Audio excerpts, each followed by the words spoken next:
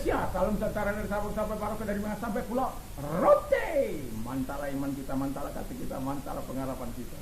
Tentunya dalam Yesus menjadi Tuhan dan Juru Selamat kita dan Juru Selamat dunia. Jangan katakan bahwa Yesus bukan Tuhan, jangan katakan pula bahwa Yesus bukan Juru Selamat. Dia adalah Tuhan, dia adalah Juru Selamat. Kalau engkau percaya, engkau akan diselamatkan. Engkau tidak percaya, engkau akan dihukum. Yohanes 3 ayat 36. Dan Yesus sudah berkata, akulah jalan dan kebenaran dan hidup. Ada seorang sampai kepada Allah kalau tidak melalui aku. Paulus mengatakan, percayalah kepada Allah, kepada Yesus Kristus, engkau dan isi rumahmu akan diselamatkan. Dalam Kisah 116 ayat yang ke-31. Kiranya Tuhan Yesus memberkati kita di pagi hari ini. Sebelum saya menyampaikan firman Allah, kita berdoa. Kiranya Tuhan kemenangan selalu di pihak kami dalam pertempuran rohani ini. Di dalam nama Yesus kita berdoa. Haleluya, amin. Saya akan membacakan satu ayat dalam 2 Korintus 10 ayat yang ke-4. Karena senjata kami dalam perjuangan bukanlah senjata duniawi, melainkan senjata yang diperlengkapi dengan kuasa Allah yang sanggup untuk meruntuhkan benteng-benteng. Puji nama Tuhan. Dari teks ini saya mengajukan pertanyaan, apakah pedoman untuk peperangan rohani itu sebagai realisasi dari pertempuran rohani itu? Apakah pedoman-pedoman untuk peperangan rohani itu? Itu pertanyaan saya. Tentu kita akan menjawab sebagaimana yang seharusnya. Pedoman-pedoman untuk peperangan rohani menurut 2 Korintus 10 ayat 4 sebagai berikut. Yang pertama dikatakan, senjata perjuangan bukanlah senjata duniawi. Wow. Senjata perjuangan bukanlah senjata duniawi seperti peperangan antara Hamas dan Israel atau Ukraina dan Soviet yang menggunakan senjata perang, tank, senjata mortir, peluncur roket, pesawat tempur, tank, kapal induk dan lain sebagainya. Itu senjata yang kalau kita bertempur secara duniawi. Dalam peperangan tradisional kita sudah mengenali musuh dengan jelas, sama seperti Ukraina dan Soviet.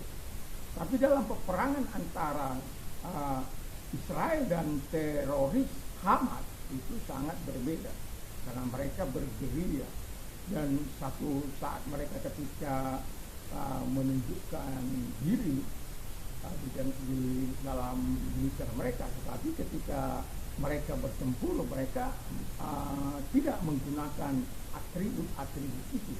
Mereka bertempur seperti seorang yang tidak dikenal dan sangat sulit dikenal.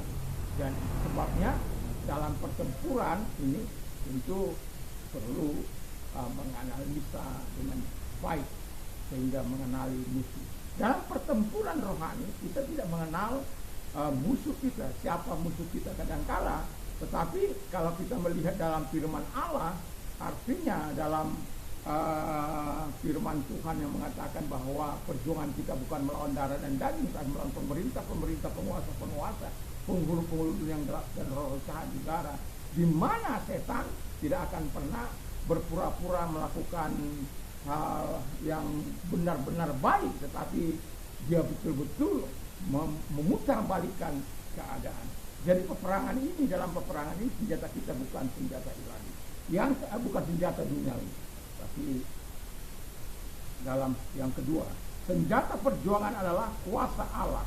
Jadi senjata perjuangan itu bukan kekuatan kita, bukan kemampuan kita, bukan intelektual kita, bukan kemampuan kita, tapi senjata ilahi. Haleluya. Kuasa Allah yang diberikan kepada setiap orang yang percaya kepada Dia. Jadi kalau kita sebagai orang yang percaya, kita tidak fokus. Nanti sore saya akan sampaikan bagaimana kita sebagai orang dalam peperangan rohani ini supaya tidak fokus kepada diri kita atau fokus kepada yang kelihatan, tapi fokus kepada apa yang tidak kelihatan, yaitu kuasa yang ada di dalam kita, mengalir dalam kehidupan kita sebagai orang yang percaya kepada Tuhan. Untuk memiliki kuasa Allah yang dalam hidup kita bukan karena hebat kita, bukan, tapi karena kita memiliki hubungan yang baik dengan Bapa di surga, Anak dan Roh Kudus, sehingga dengan hubungan itu melalui doa kah, melalui puasa kah, melalui pembacaan firman Allah kah, melalui hidup berkenan di hadapan Allah, hidup benar, hidup kudus di hadapan Tuhan, sehingga membuat kita memiliki seluruh perlengkapan senjata Allah yang sudah dianugerahkan bagi gerejanya. Karena Alkitab mengatakan, pergilah dengan kuasa itu. Dengan kuasa apa? Dengan kuasa Roh Kudus. Segala kuasa telah diberikan kepadaku, baik di bumi maupun di atas, di sorga. Artinya bahwa, dan itulah kuasa yang diberikan kepada kita, sehingga membuat kita dapat menundukkan segala kekuatan setan, menundukkan segala kuasa yang mencoba mengganggu kita langsung maupun tidak langsung, karena Tuhan bersama dengan kita. Yang ketiga, senjata perjuangan kita mampu meruntuhkan benteng-benteng si iblis. Haleluya. Itu sebabnya kita perlu doa keliling, kita perlu berdoa terus menerus dalam kehidupan kita, pagi kah, siang kah, malam kah. Kita perlu juga mengambil waktu-waktu tertentu untuk berdoa dan berpuasa, melakukan bermeditasi di hadapan Tuhan, fokus kepada Dia dalam kehidupan ini, sehingga betul-betul kita mampu melakukan pengusiran terhadap setan. Karena Alkitab katakan dalam Efesus 6 ayat 12, karena perjuangan kita bukan melawan darah dan daging, tapi melawan pemerintah, penguasa, penghulu-hulu dunia gelap dan roh-roh jahat di udara. Itulah lawan kita. Dan dia, setan itu maksud saya, akan terus mencari kesempatan yang baik untuk meruntuhkan Anda.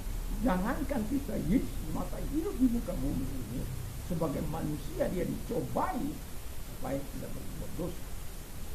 Dan setan mengatakan dia mundur sesaat untuk mencari waktu yang baik. Siapa kita?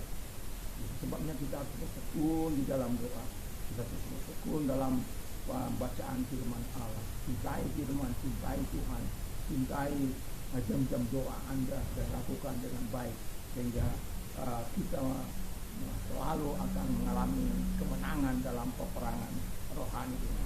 Ingat, saya katakan dalam peperangan tradisional kita mengenali musuh melalui seragamnya, melalui garis pertempuran seperti Soviet dan